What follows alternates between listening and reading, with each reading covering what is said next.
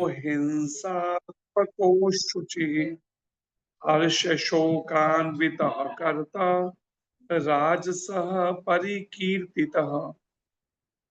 जो कर्ता कर्म तथा कर्म फल के प्रति आसक्त होकर फलों का भोग करना चाहता है तथा जो लोभी सदैव ईर्ष्यालु अपवित्र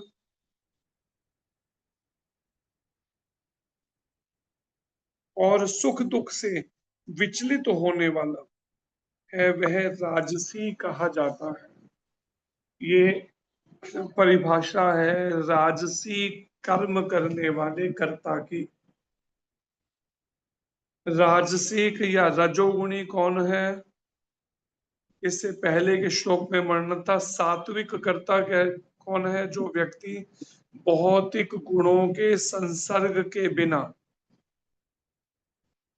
अर्थात प्रकृति के तीनों गुणों के से परे अहंकार रहित संकल्प तथा उत्साह पूर्वक अपना कर्म करता है और सफलता अथवा असफलता में अविचलित रहता है, वह सात्विक कर्ता कहलाता है। ये कहा गया है सात्विक कर्ता। चाहे सफलता हो चाहे असफलता हो उससे विचलित नहीं होता। भौतिक प्रकृति के जो गुण हैं उनसे बिना प्रभावित हुए या उनके संसर्ग के बिना और अहंकार से रहित होकर। मुझे तो जे जुत्ते बराबर नहीं समझता, समझी तू इस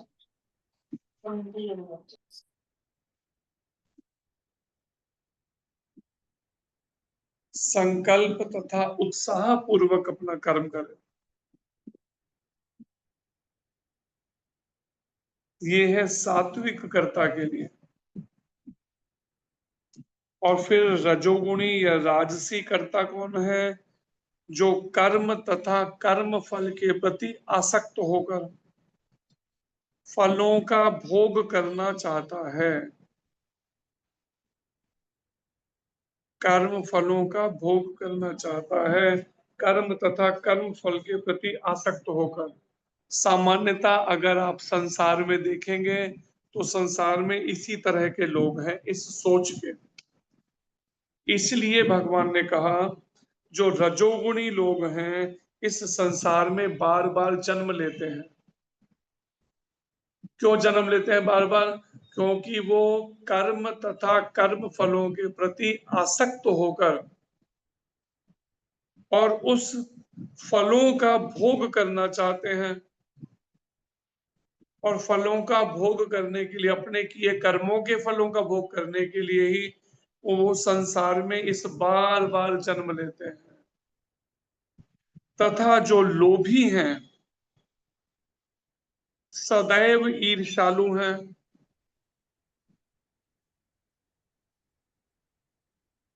और जो फलों का भोग करना चाहते हैं उनमें क्या होता है? लालच, लोभ और सदैव ईर्ष्यालु। कोई मेरे से मेरे ये भोग छीन ना ले, दूसरों से ईर्ष्या। और रजोगुण में भोगमय जीवन जीने के कारण से परिणाम अपवित्र रहना, अपवित्रता।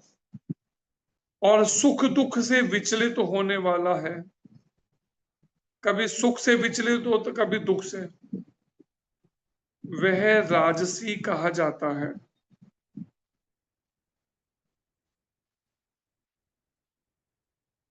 प्रभुपाद जी कहते हैं तात्पर्य में, मनुष्य सदैव किसी कार्य के प्रति या फल के प्रति इसलिए अत्यधिक आसक्त रहता है क्योंकि वह भौतिक पदार्थों, घर बार, पत्नी तथा पुत्र के प्रति अत्यधिक अनुरक्त होता है। मनुष्य सदैव किसी कार्य के प्रति या फल के प्रति इसलिए अत्यधिक आसक्त रहता है, कार्य या फिर फल के प्रति, क्योंकि वह भौतिक पदार्थों, जैसे भौतिक पदार्थों में घर बार है, पत्नी तथा पुत्र के प्रति अत्यधिक अनुरक्त होता है। इसीलिए फल के प्रति आसक्ति बनती है कि चाहे सुबह से लेकर रात तक मुझे गधे की तरह काम करना पड़े, लेकिन पत्नी और बच्चों को किसी भी तरह से संतुष्ट करना है। उनके प्रति जो आसक्ति है प्रबल, ऐसा व्यक्ति जीवन में ऊपर उठने की आकांक्षा नहीं रखता। वो उसकी कोई आकांक्षा नहीं होती कि आध्यात्मिक जीवन में ऊपर उठे। बस उसको एक ही आकांक्षा है, मैं मेरी पत्नी मेरे बच्चों के लिए पूरी सुविधाएं मुझे इकट्ठी करने के लिए चाहे गधे की तरह काम करना पड़े। हर तरह के संघर्षमय जीवन के लिए, चाहे उसके लिए अनीति करनी पड़े, झूठ बोलना पड़े, अधर्म करना पड़े, पर मुझे करना है केवल। चाहे फिर कोई मेरा परलोक सुधरे या परलोक बिगड़े, कोई परवाह नहीं उस बात की। ये है अत्यधिक अनुरक्त होने के कारण घर बार और पत्नी पुत्र के प्रति। वह इस संसार को यथा संभव आराम देह बनाने में ही व्यस्त रहता है। उसकी केवल एक व्यस्तता रहती है, जीवन को, इस सांसारिक भौतिक जीवन को और अधिक सुविधापूर्ण या आरामदायक कैसे बनाया जाए। हम गुरु महाराज के साथ गए दुबई में, एक शेख के यहाँ, वहां पे शेख होते हैं ना बड़े बड़े पैसे वाले, एक शेख के पास गए तो उस शेख का पूरा, उसका जो बंगला था उसको जब देखने लगे तो एक हॉल बनाया था उसने, मीटिंग हॉल कह लो या इकट्ठे वो मिलके, उसमें ज्यादा नहीं केवल 26 एसी लगे हुए थे बेचारे के। उस एक हॉल में 26 एसी लगे थे। और फिर जब और देखने लगे उसको, तो उसके जो बाथरूम थे, बाथरूम के नल, डाल देंगे। बिजली के जो बटन जहां से ऑन ऑफ करना है, सब गोल्ड के, सब के सब गोल्ड के। टैप थे, नल थे, वो सब गोल्ड के सारे पूरे। तो वो पूरा सब उन्होंने पहले दिखाया सब, जो हमें साथ ले गए थे। उसके बाद में फिर उस शेख से मिले, तो वहां उसने पूरा वो खोल दिया अपना कि जो भी ड्रिंक लेनी है, जो कुछ भी। लेकिन हमने तो पीनी नहीं थी, लेकिन उसका मन रखने के लिए उस समय ली, फिर कहीं देर के लिए छोड़ी। तो यही बात यहाँ पर कही जा रही है। प्रभुपाद जी कहते हैं रजोगुणी व्यक्ति की सोच क्या होती है, वह इस संसार को यथा संभव आराम देह बनाने में व्यस्त रहता है, और अधिक सुविधाजनक बनाने के लिए, आरामदेह बनाने, इसमें ही व्यस्त रहता है। सामान्यतया वह अत्यंत लोभी होता है।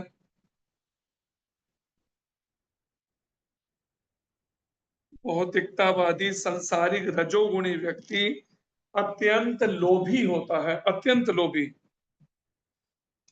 और सोचता है कि उसके द्वारा प्राप्त की गई प्रत्येक वस्तु स्थायी है। जैसे कहते हैं ना, सामान 100 बरस का, पल की खबर नहीं। लेकिन उसकी सोच क्या होती है, उस संसारिक भौतिकतावादी रजोगुणी व्यक्ति की, उसे लगता है कि ये सब वस्तुएं जो मेरी हैं वो सबकी सब स्थायी हैं, परमानेंट हैं।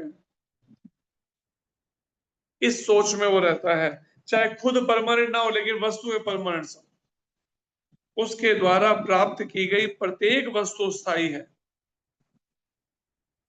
और कभी नष्ट नहीं होगी, ऐसी सोच हो जाती है भौतिकतावादी व्यक्ति की। हम तो रोज सुन रहे हैं ना, इसलिए थोड़ा मन में है कि हाँ कुछ भी, सब कुछ नश्वर है, लेकिन भौतिकतावादी व्यक्ति की ये सोच नहीं होती। अगर सब कुछ नश्वर माने वो, तो ऐसे लड़ेगा कुत्ते बिल्लियों की तरह जैसे लड़ रहे हैं यूक्रेन रूस इजराइल के साथ में वो 57 देश जो लड़ाई में आपस में युद्ध में कूदे हुए थे, तो क्या ऐसे लड़ेंगे? लेकिन उन्हें लगता है हाँ ये स्थायी है हमारा साम्राज्य, कोई इसको हमें हमारे साम्राज्य को हमसे छीन नहीं सकता। उसको देखिए, कौन एक बदमाश वहां बैठा हुआ है नॉर्थ कोरिया में, तो सब कुछ स्थायी उसे लगता है, परमानेंट सब कुछ।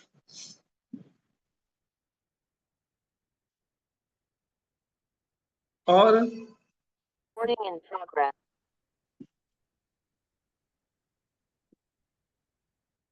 प्रत्येक वस्तु स्थायी है और कभी नष्ट नहीं होगी। ऐसा व्यक्ति अन्यों से ईर्ष्या करता है कि जब कुछ नष्ट ही नहीं होगा तो वो दूसरों से ईर्ष्या करता है, और इंद्र तृप्ति के लिए कोई भी अनुचित कार्य कर सकता है। इतना भोगी बन जाता है वो, कोई भी अनुचित कार्य।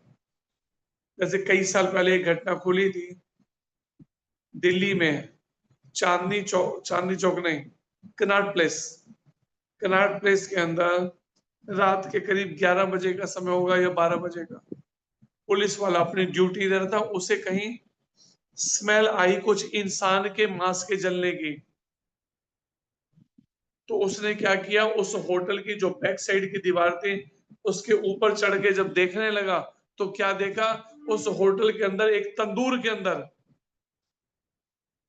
एक लड़की के शरीर को पकाया जा रहा था, घी डाल रहे थे उसको जलाने के लिए। सोचो, घी से शरीर को पोकर रहे थे।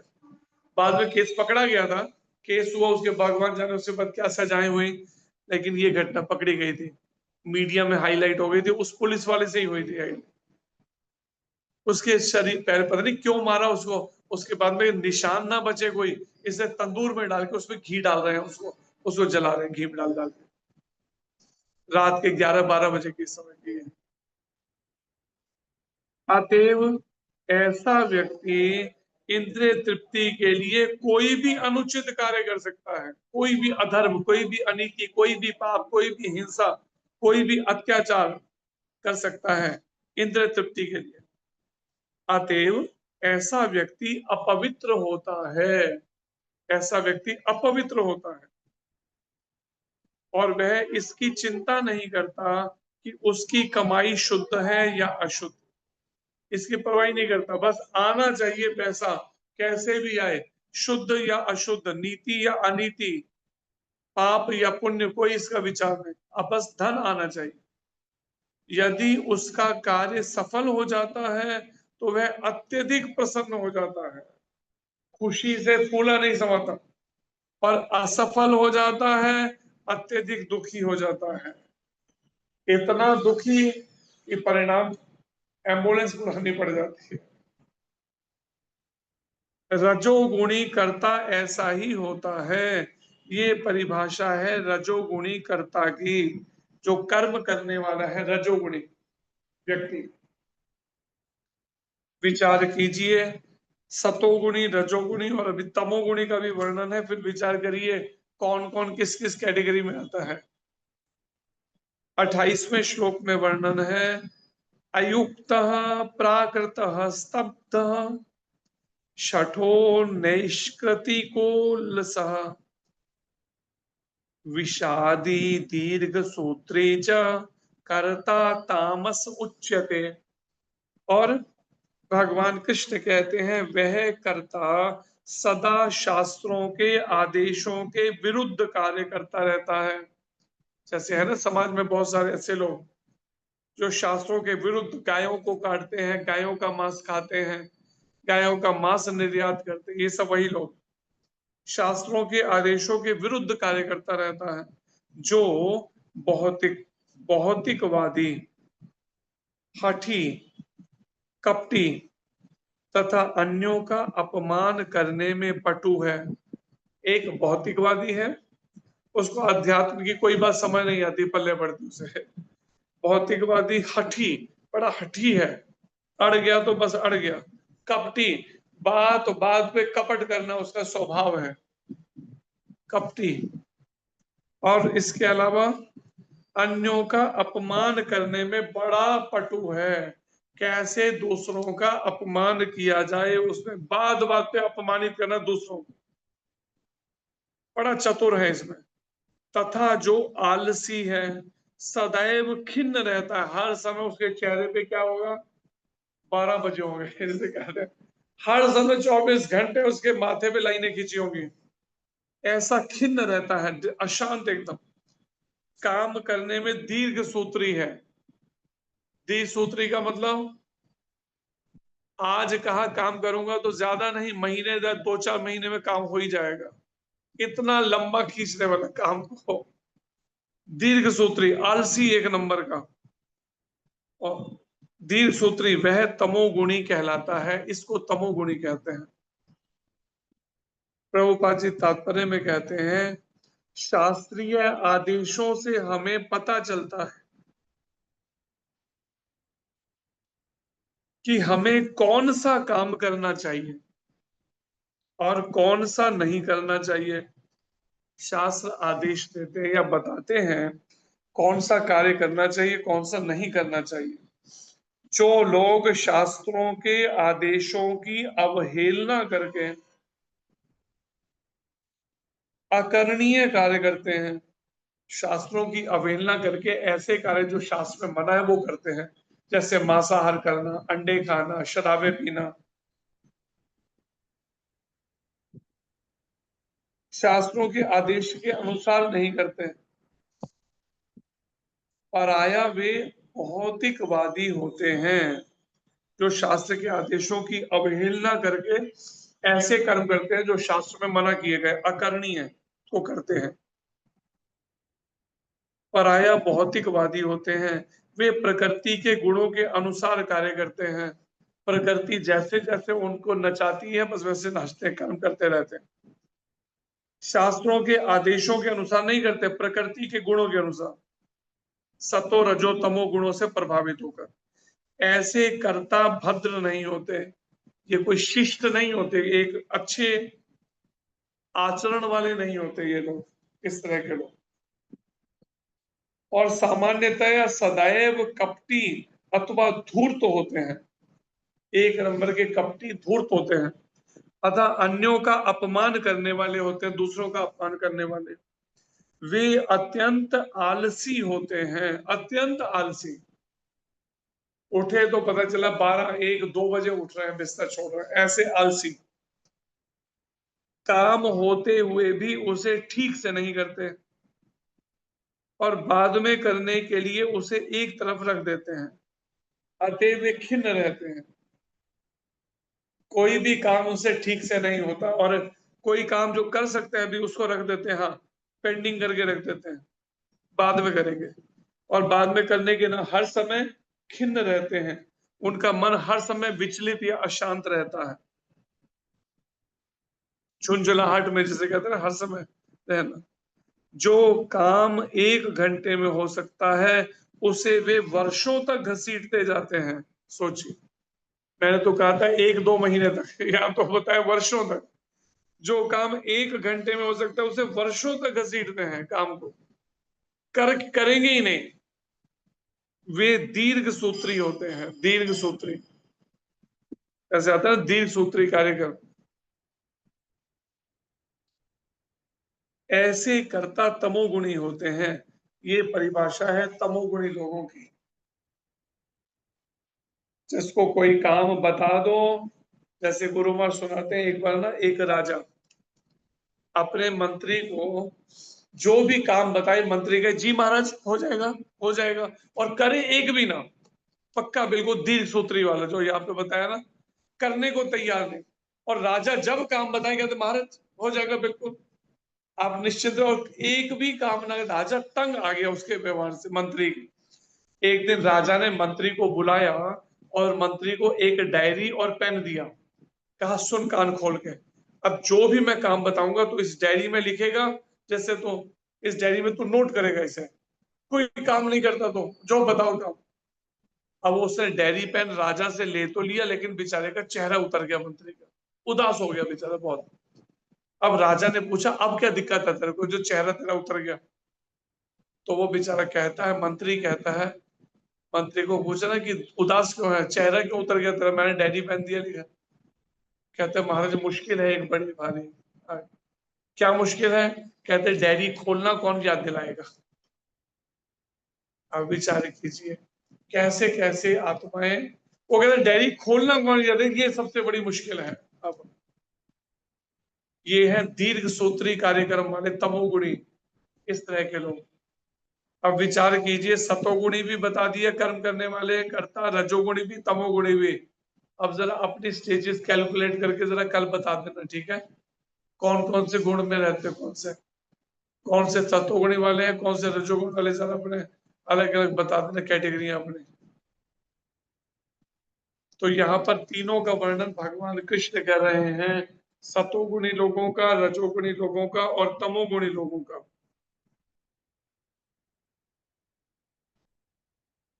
सतोगुणी व्यक्ति कौन सा होता है, जरा बता दीजिए। कोशिश करो नीचे से पढ़ने का, शाबाश, जल्दी से कोशिश करो, पढ़ो जल्दी गीता में से कहाँ पे लिखा है सतोगुणी लोगों के बारे में। है बड़े मतलब इंटेलिजेंट कितने हैं, बुद्धि ऐसे नजर नीचे करे पता भी ना चले कि मतलब बुक में देख के पढ़ रहे हैं, उसमें से ऐसे चतुराई से पढ़ेंगे उसमें। बताइए सतोगुणी के लिए, बोलो। प्रीति माता ने इसलिए कैमरा ही बंद कर रखा है, जिससे मेरे को पूछे तो आराम से पढ़ तो सकूंगा, कम से कम कोई दिक्कत तो नहीं होगी। कैमरा चालू रहेगा तो पकड़ी जाऊंगी, इसलिए अच्छा कैमरा ही बंद रखो, नहीं ओपन ही मत प्रभु करो। जी, अभी मैंने बोलो। बुक से नहीं पढ़ा अभी हाँ ऐसे काम कर रहे थे प्रभु जी किचन में। हाँ, तो तभी हाथ खड़ा कर दिए, काम करते करते हाथ खड़ा करते, उसको कितना कंठस्थ है उसको, बोलो। हरे कृष्णा प्रभु जी, पंचांग प्रणाम हरे कृष्ण। प्रभु जी। सात्विक मतलब ये कोशिश करती प्रभु जी, इतना अच्छे से तो नहीं आता। तो वही बता दो किचन में जो पका रही हो, फिर अगर नहीं अच्छे से याद आ रहा तो। प्रभु जी जैसे मतलब सात्विक मतलब भगवान कृष्ण की भक्ति में लगना, और मतलब ये अपनी फिलोसफी कम मारनी शुरू कर देते, कोई वहां पे है ही कम नहीं स्टोर के अंदर, ये अपना शुरू हो गई स्टोरी बनानी एक वहां पे। कम मिर्च मसाले वाले भोजन खाना प्रभु जी, और सच्ची भक्ति माता। प्रभु जी हरे कृष्ण प्रभु हरे जी। कृष्णा प्रभु जी, प्रणाम। हरे कृष्ण। प्रभु जी, जो सात्विक लोग होते हैं भौतिकता में कम रहते हैं, जैसे सुख दुख में सम रहेंगे, और अहंकार भी नहीं होता उनके अंदर। और कैमरा उनका बंद होता है चालू होता है उन सबका? प्रभु जी मेरा कैमरा बंद रखा हुआ, इसे पता ना चल सके, पढ़ के बोलने में ना आसान, थोड़ा असुविधा रहेगी ना, कैमरे में तो पकड़ी जाएंगे, इसलिए कैमरे को ऑफ ही रखा उसको। अहंकार रहित प्रकृति के जो गुण हैं, उन गुणों के प्रभाव में ना आते हुए, उनके संसर्ग से अलग, अहंकार से रहित, और अहंकार से रहित होते हुए उसके अलावा क्या है मानसी माता? हरे कृष्ण प्रभु जी, धन्यवाद प्रणाम प्रभु जी। वो धैर्यवान होते और सफलता निष्फलता में वो विचलित नहीं होते। सुख या दुख में एक समान, मतलब विचलित नहीं होते दुख सुख में, समभाव जैसे रहना, एक ही उस बिना विचलित हुए। तो ऐसे सतोगुणी लोग, और किसी भी तरह से कर्मों के जो फल है उनको भोगने की उनकी वो सोच नहीं होती है। उत्साह, हर समय उत्साह रहता है उनके अंदर, सतोगुणी लोगों के अंदर। और कोई भी कार्य करेंगे संकल्प पूर्वक करेंगे, दृढ़ता से। ये नहीं कि थोड़ी सी बातों पे एकदम बस विचलित हो जाना, संकल्प पूर्वक कार्य कर।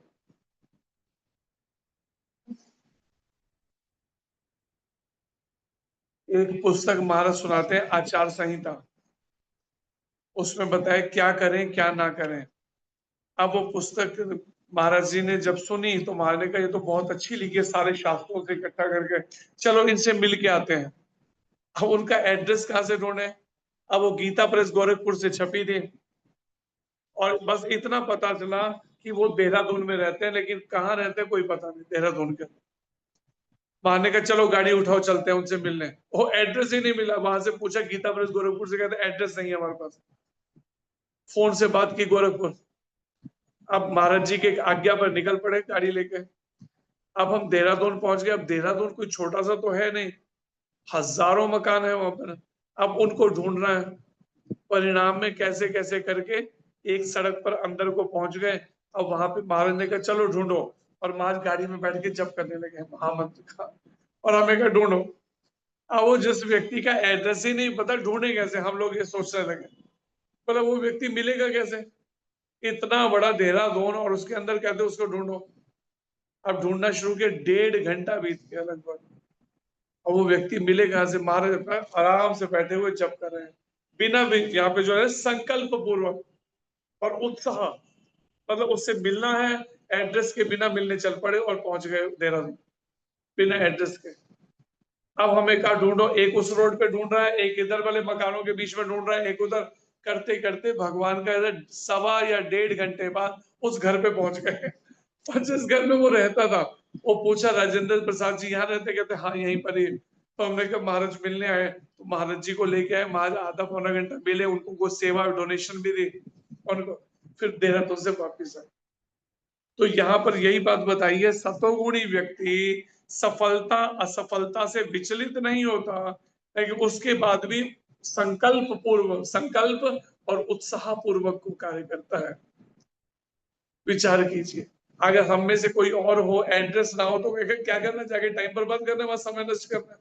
लेकिन भाग चलो देहरादून चलो, गाड़ी ले चलो, और हरिद्वार से हम लोग निकल के सब देहरादून पहुंच गए गाड़ी लेके।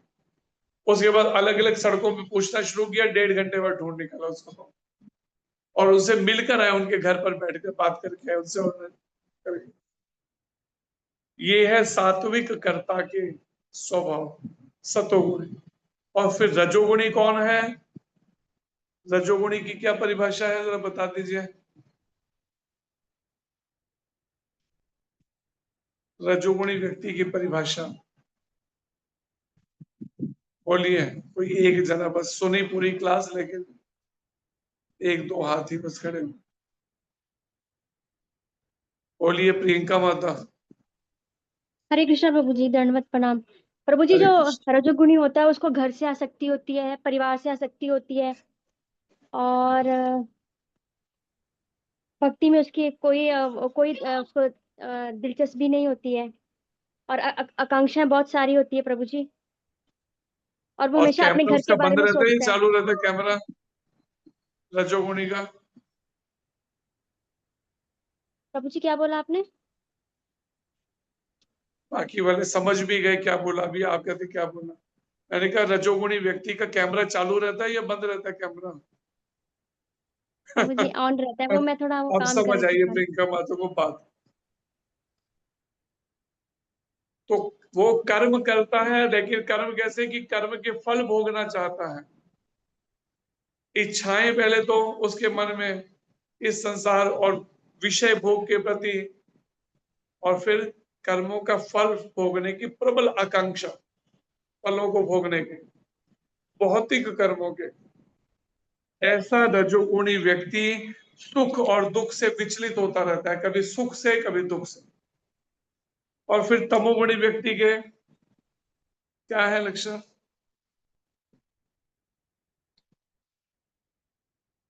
बोलिए ट्विंकल माता। हरे कृष्ण प्रभु जी, दंडवत प्रणाम। हरे कृष्ण। प्रभु जी, जो शास्त्रों के विरुद्ध कार्य करते हैं, जो आलसी होते हैं, ईर्ष्यालु होते हैं। हम्म, शास्त्र के विरुद्ध कार्य करने वाले, आ- आलसी, हम्म, ईर्ष्यालु, और एक और रह गया अभी, प्रभु जी कपटी। दीर्घ सूत्री।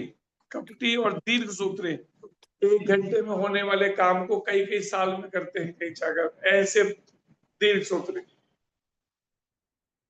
ये तमोगुणी लोगों के लक्षण हैं।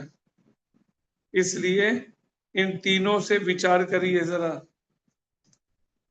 और कोशिश करिए सतोगुण, और फिर पहले तो सात्विक, सतोगुण में आने का और फिर सतोगुण से भी ऊपर उठने का प्रयास करिए, तब संभव है कहीं विशुद्ध सतोगुण में भगवान का कोई दर्शन या उनके एक झलक भी मिल सके। तमोगुणी व्यक्ति और रजोगुणी को तो कभी मिलने नहीं दर्शन। एक उम्मीद है सतोगुणी को कभी स्वप्न आ जाएगा भगवान से बारे में या कुछ ऐसा, लेकिन विशुद्ध सतोगुण में भगवान का साक्षात्कार किया जा सकता है, उनके दर्शन।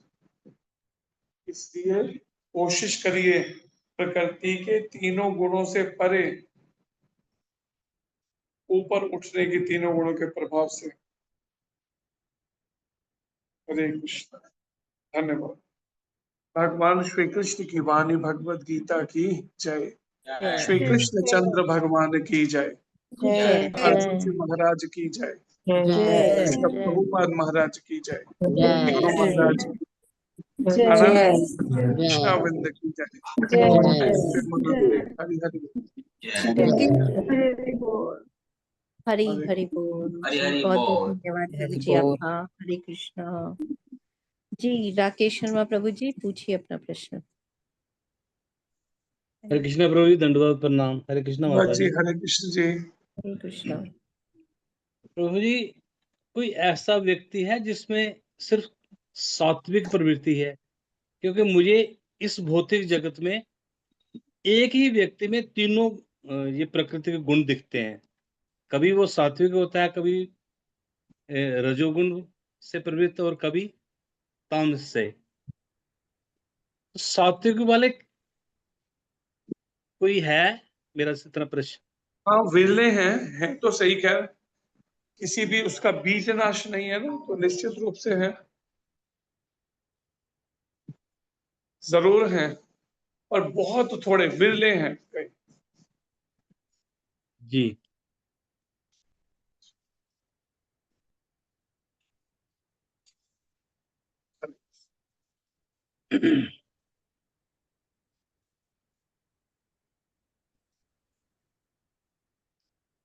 भी आ गया बस।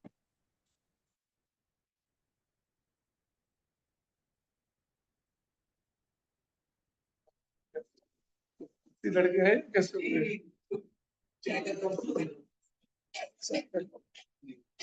आपके घर में एक्चुअली वो नीचे गिरा ना, पहले वो खाया था, फिर वो दिखा कि वो साइड से टूटा होता है।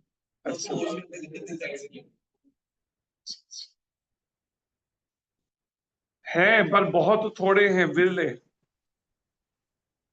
या कह लीजिए जिन्होंने बाई बर्थ अपनी प्योरिटी मेंटेन की है, केवल वो। जैसे प्रभुपाद जी या गुरु महाराज जैसे, जो सतोगुण तो क्या उससे भी ऊपर उठे हुए, लेकिन सतोगुण में कार्य करते हैं। यस।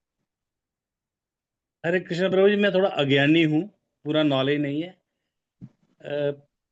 श्रीला प्रभुपाद जी ने भी तो बहुत देर बाद भक्ति में आए थे। वो देर अबाउट 70 की एज में। उनकी पीछे की मुझे पूरी स्टोरी नहीं पता है कि उससे पहले नहीं वो स्टोरी पता, इसीलिए आप ये बात कह रहे हैं। उनकी जी। जीवनी पढ़िए, तब आपको पता चल जाएगा कि वो 70 में आए थे या जन्म लेने के साथ ही उनकी ये स्थिति थी। ऐसे परिवार में जन्म हुआ जिस घर में कभी प्याज लहसुन और चाय कॉफी नहीं घुसा था। तो आप विचार कीजिए, 70 साल में आएंगे। जिस समय में 1 साल के थे तो उनके पिता उनको हर रोज गोविंद देव जी का दर्शन करने ले जाते। उनके पारिवारिक मंदिर था राधा गोविंद देव जी का। 5 साल के आसपास के थे तो पहली बार जगन्नाथ जी की रथ यात्रा निकाली थी, अपने पड़ोसी परिवारों को इकट्ठा करके। तो विचार कीजिए 70 साल में भक्त बने होंगे, ये कब से? जीवनी पढ़ने से पता चले, बिना पढ़े नहीं पता चलेगा आपको। जितना मैंने सुना, मैंने वो बोला कि जीवनी पढ़ने से पता चले। कभी जीवनी लीजिए, उसकी पतली बुक भी आती है, अगर आप पूरी बड़ी ना पढ़ सके, और उस पतली वाली बुक से पढ़ेंगे, उससे ही पता चल जाएगा। ब्लैक कलर की है, कुछ कलर प्रभुपाद जी के ही नाम से। जी प्रभु जी, धन्यवाद। हरे कृष्णा जी। प्रीति माता जी अनम्यूट कीजिए। हरे कृष्णा प्रभु जी, पंचांग प्रणाम। हरे कृष्ण जी। प्रभु जी, वो विशुद्ध सतोगुण की क्या लक्षण है, उसको बता रहे थे आप। शुद्ध सतोगुण के सबसे पहले तो लक्षण है कि वो अपने निजी किसी भगवान कृष्ण को सेंटर करके अपनी सारी एक्टिविटीज करता है।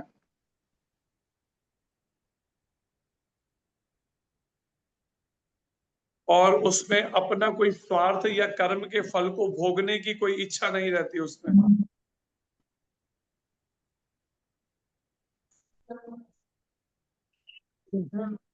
कर्म करता है लेकिन निष्कामता से।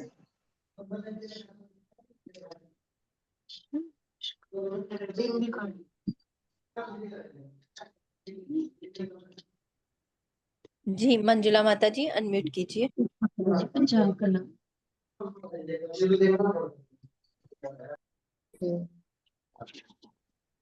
हरे कृष्ण प्रभु जी, धन्यवाद प्रणाम।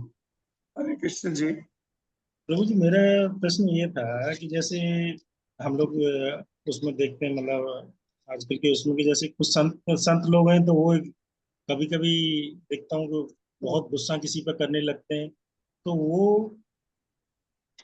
किस किस उसमें वो मतलब आते हैं? उसमें पहले ये चीज देखनी होगी ना, क्रोध। उनको बुला के लाओ, उन्होंने कहा था जैसे ही आ जाएंगे तो मेरे को बुलवा लेना। चेक करो काम बनो।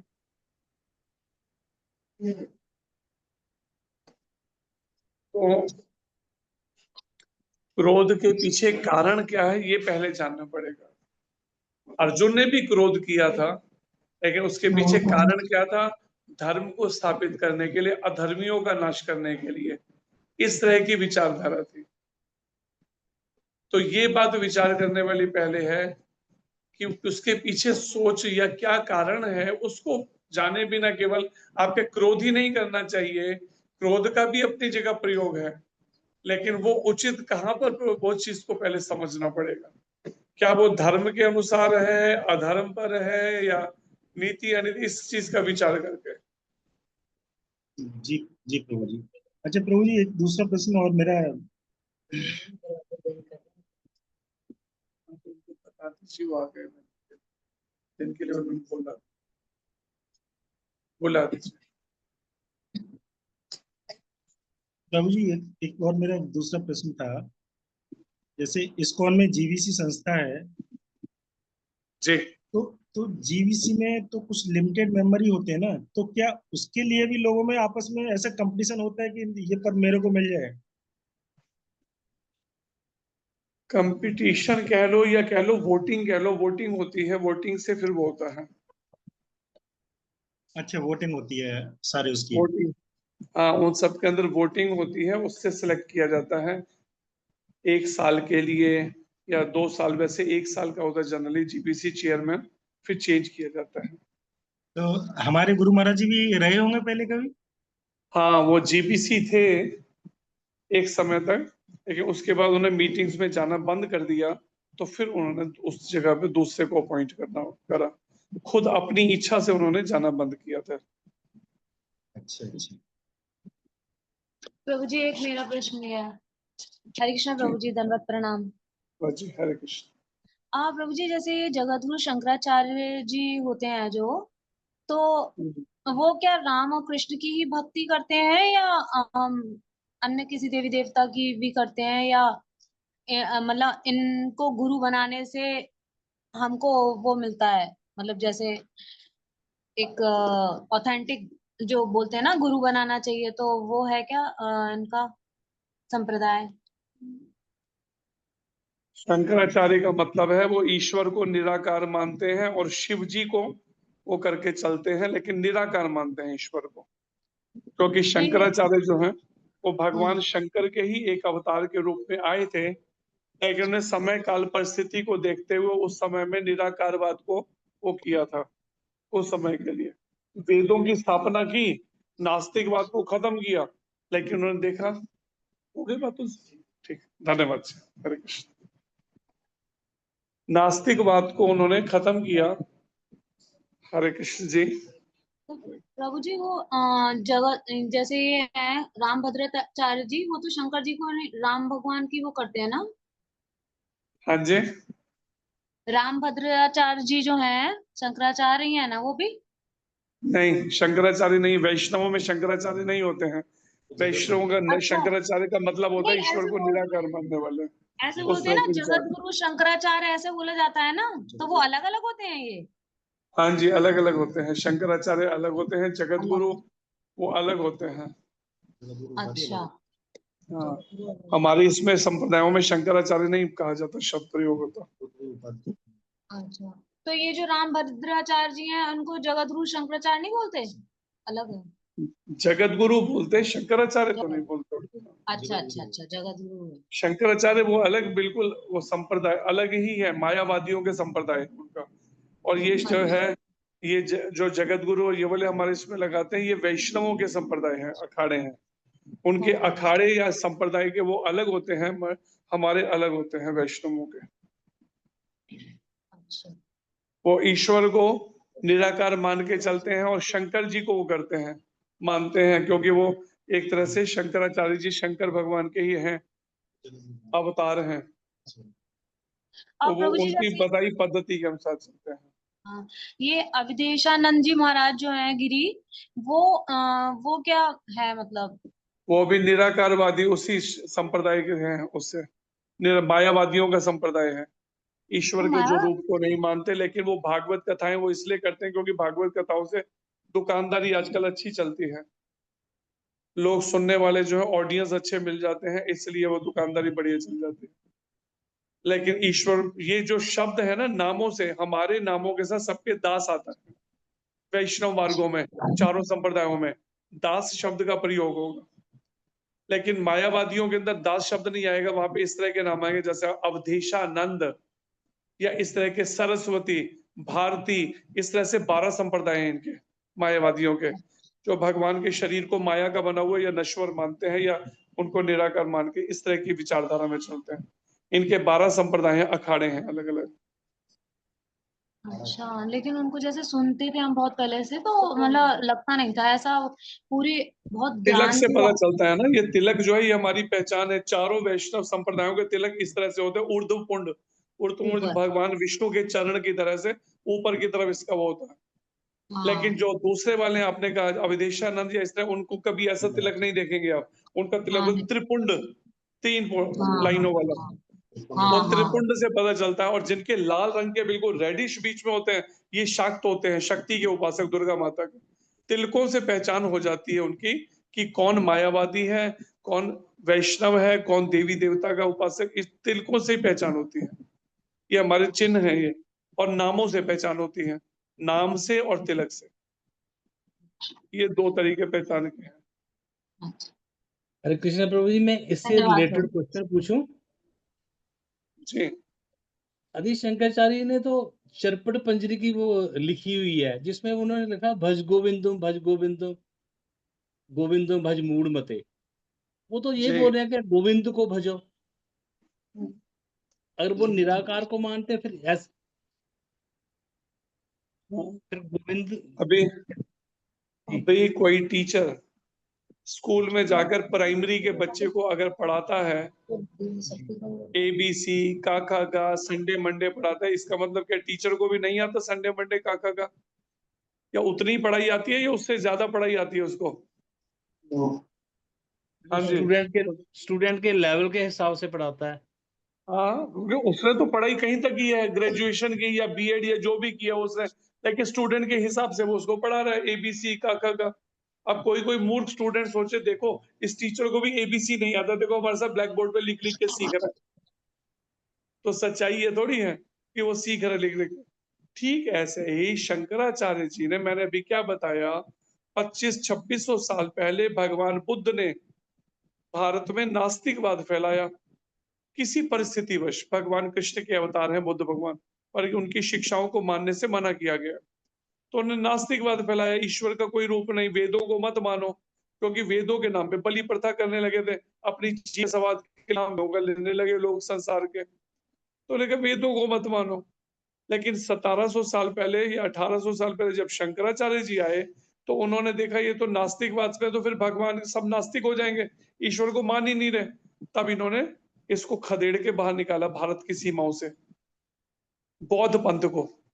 और फिर चारों कोनों में, पूर्व पश्चिम उत्तर दक्षिण 4 मठ स्थापित किए, जिससे दोबारा ये भारत में ना घुस सके। इस तरह का नास्तिकवाद है। पर उन्होंने जब देखा अब वेदों को लोगों ने मानना ही बंद कर दिया, तो शुरुआत से जब बताएंगे तो फिर शुरुआत में तो वैसे ही बताना पड़ेगा ना बच्चे को। आप कोई बिल्कुल अनपढ़ है तो अनपढ़ को तो एबीसी से ही तो सिखाओगे। ये जी थोड़ी जी कि 25 साल का है अनपढ़ है, 50 साल का अनपढ़ है तो उसको आप सीधा अंग्रेजी की डिक्टेट करना शुरू कर दोगे कोई। उनको तो आपको काका से ही सिखाना पड़ेगा, एबीसी से ही सिखाना पड़ेगा, चाहे 50 साल का हो 70 साल का हो, अगर अनपढ़ है तो अब वो बिल्कुल जो नास्तिक थे, अनपढ़ थे आध्यात्मिक जीवन की ओर से, बिल्कुल सब बातें भूल ही खत्म ही हो चुकी थी। बीच में एक गैप आ गया 2600 साल से 18 और 2 20 और 6 800 साल का गैप आ गया, लगभग 700-800 साल का। अब वो 700-800 साल बहुत बड़ी बात होती है। उतने में तो पूरा का पूरा वेदों को बिल्कुल साफ ही गायब भी कर दिया। वेदों की पढ़ाई को तो बुद्ध बौद्ध केवल बौद्ध पंथ के ही बोलबाला था। जी तब जी जाके शंकराचार्य जी ने इनको खदेड़ा भारत से, जो फिर आपके चाइना, तिब्बत, जापान इन जगहों पे चले गए और यहाँ पर फिर 4 मठ स्थापित करके वेदों को जब स्थापित किया तो फिर दोबारा जीरो से पढ़ाना पड़ा, इसलिए उन्हें निराकारवाद की फिलॉसफी पहले बताई। लेकिन जब वो अद्वैतवाद। भारत की यात्रा पर थे तो वहां पर देखा एक 80 साल के आसपास का बूढ़ा व्याकरण की प्रैक्टिस कर रहा है। जब जी व्याकरण की प्रैक्टिस करते देखा संस्कृत की, तब उन्होंने कहा इस उम्र में जब कब्र में पांव लटक रहे, अब व्याकरण पढ़ने से तेरे को कोई मोक्ष नहीं मिलने वाला। तो अब एक ही काम कर, क्या काम कर? भज गोविंदम भज गोविंदम गोविंदम भज मूढ़मते। मूर्ख तू गोविंद का भजन कर। क्यों? क्योंकि पुनरपि जन्म पुनरपि मरणम पुनरपि जननी जठरे शयनम। बार बार तेरा जन्म हो रहा है, बार बार मृत्यु, बार बार तेरे को माँ की जठराग्नि का कष्ट सहना पड़ रहा है। यही संसार है बहु दुस्तारे, ऐसे कठिन संसार में कृपा ही पारे पाही मुरारे। अगर कृपा को लेना चाहते हो तो मुरा राक्षस के विजेता मुरारी का भजन कर। भज गोविंदम गोविंदम भज मूढ़मते। तब इसका मतलब उन्हें मालूम था गोविंद के बारे में ठीक से, भगवान गोविंद का, लेकिन फिर भी स्टूडेंट इस क्लास के थे, इसलिए उन्हें ऐसे प्राइमरी की क्लास का पढ़ाना पड़ा निराकारवाद की फिलॉसफी को। ये है। जी जी धन्यवाद प्रभु जी। हरे कृष्ण जी। हरे कृष्णा जी। संजू माता जी बोलिए। हरे कृष्ण माता जी, हरे कृष्ण प्रभु जी। हरे प्रभु जी कृष्ण। मेरा प्रश्न ये था कि जैसे आप बताते हैं किसी के यहाँ भी श्राद्ध में कुछ खाना नहीं चाहिए, तो अगर अपने घर में हो, जैसे हमारी सास ससुर का और परिवार का जो बुजुर्गों का अपने, तो वो गांव में हमारे जैसे देवर के घर में रहते थे, वो सब लोग इकट्ठे, तो वो वहीं पे कर रहे हैं श्राद्ध, तो उनके घर में खा सकती हैं? अपने परिवार का है तो उस समय तो फिर आप देखिए, अगर उनको मना नहीं हो सकता या उसको किस तरह से नहीं, तो फिर उस परिस्थिति में लेना पड़ेगा अपने पारिवारिक को। बात है दूसरे के घरों में जाके खाने की, ये तो अपना ही एक परिवार का हो गया, और उस परिस्थिति के अंदर अगर को लगता है नहीं संभव है तो फिर ले लेना चाहिए उस परिस्थिति में। जी प्रभु वो जी, हरे शायद कृष्ण। दूसरों के घरों का नहीं लेना चाहिए, ये उससे बचना चाहिए, ये बात। जी हरे कृष्ण। जी, हरे कृष्ण। हरे कृष्णा प्रभु जी। शुभम प्रभु का प्रश्न है कि हमारे यहाँ ब्रह्मा कुमारी इसका प्रचार बढ़ता ही जा रहा है, वो घर घर जाकर लोगों को प्रचार करते हैं, उन्हें कैसे रोका जाए? हमारे यहाँ राजौरी गार्डन में उनका सेंटर भी है। देखिए, एक लाइन खींची हुई है और आपको उस लाइन को छोटा करना है। एक तरीका है आप रबड़ से मिटाइए उस लाइन को छोटा करने के लिए, और दूसरा एक और तरीका छोटा करने का, उसके आगे एक लंबी लाइन खींच दीजिए, अपने आप वो छोटी हो जाएगी। ठीक ऐसे ही उनके प्रचार को रोकने की बात की जगह अपने प्रचार को बढ़ाइए ना। अगर हम कुछ मेहनत ही नहीं करना चाहेंगे प्रचार की और दूसरा कर रहा है, तो फिर दूसरा जो करेगा उसको तो अपना उसका फल मिलना ही है भाई। फल तो राक्षसों को भी मिलता है। तो इसलिए प्रयास अगर करना है तो वो खुद करिए, टीम बनाइए, ग्रुप बनाइए, उससे प्रचार के लिए बनाइए एक ग्रुप। उस तरह से आप भी प्रयास करना चाहिए अपने अपने लेवल पे, हर एक को ये कर सकते हैं। बहुत बहुत धन्यवाद प्रभु जी। हरे कृष्णा। और कोई प्रश्न नहीं है, आपका बहुत बहुत धन्यवाद। हरे वांछा कल्पतरुभ्यश्च कृपा सिन्धुभ्यश्च पतितानां पावनेभ्यो वैष्णवेभ्यो नमो नमः। व्यास प्रभु जी की जय। आज जी की जय। जय। प्रभुपाद की जय। प्रभु जी एक बात हरे कृष्णा प्रभु जी, हरे दंडवत कृष्णा। प्रणाम। हरे प्रभु जी दंडवत प्रणाम। हरे कृष्णा प्रभु जी दंडवत प्रणाम। हरे कृष्ण दंडवत प्रणाम। जी। हरे कृष्ण जी। हरे कृष्णा, दंडवत प्रणाम प्रभु जी।